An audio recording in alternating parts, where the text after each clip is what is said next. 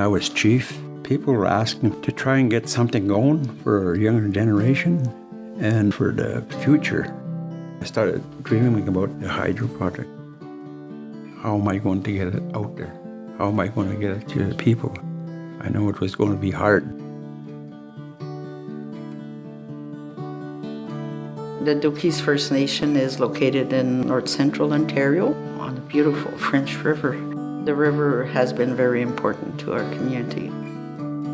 At this time, there were roughly around 200 people at the 250. We have roughly about 90 some homes. Dokis is part of the Ojibwe Nation. It's part of the Voyager route, which is now where the Okikenda Hydro Project is. The real name of our reserve, our real name is not Dokis, it's Okikenda, which means our land of the pots. There's a lot of them right there right where the dam is now, the hydro dam. There's a lot of power coming through there. And it's always been there. And it's natural. The Okikenda project, it's a run-of-the-river hydro project. It has 2 turbines. We put in a powerhouse in a man-made channel. So we're just using the water flow to produce our energy. Dokis has a partnership with Hydro-Mega. On a typical day, the dam will produce 1.3, 1.5 megawatts. It all depends on the water flow. Over the years, with different chief and councils, everybody looked at it, and for one reason or other, it never materialized. What needed to change was community involvement. So what we did at every band meeting, we provided an update as where we were at with the project. And when council was to make big decisions, we went back to the community and asked them, is this okay? Do you want us to go ahead?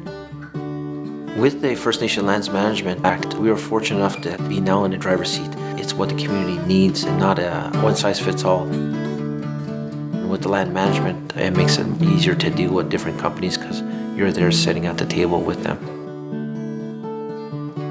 We hired Loomis Energy from Ottawa to explain the terminology to the council so we could understand permits, environmental assessment. Everything was a very long process. We also needed to make sure that we protected the environment. The council at the time selected Hydro-Mega because they understood the community, they understood what our values were. We were supplying the technical expertise, but of course there were the local partners and they had the knowledge about how to make this project widely accepted through the community.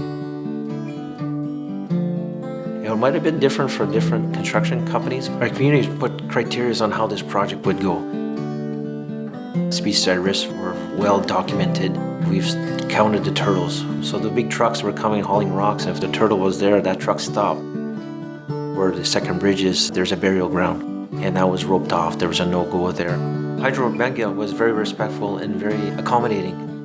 The relationship between Dokis and Hydro-Mega was based on trust, and I think that's what is really required to make this project a success.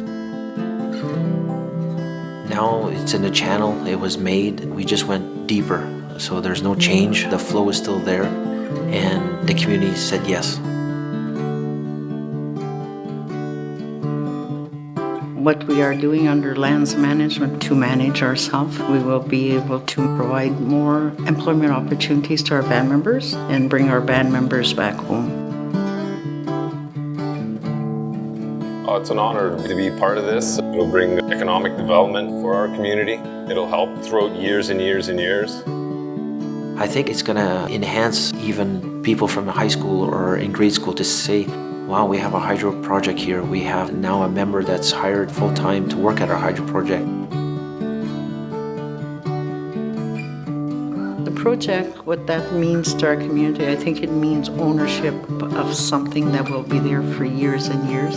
So hopefully the outside developers are going to look at that too and see that we're a good community to partner with. It makes me very proud because they brought it back and they were able to make my dream come true.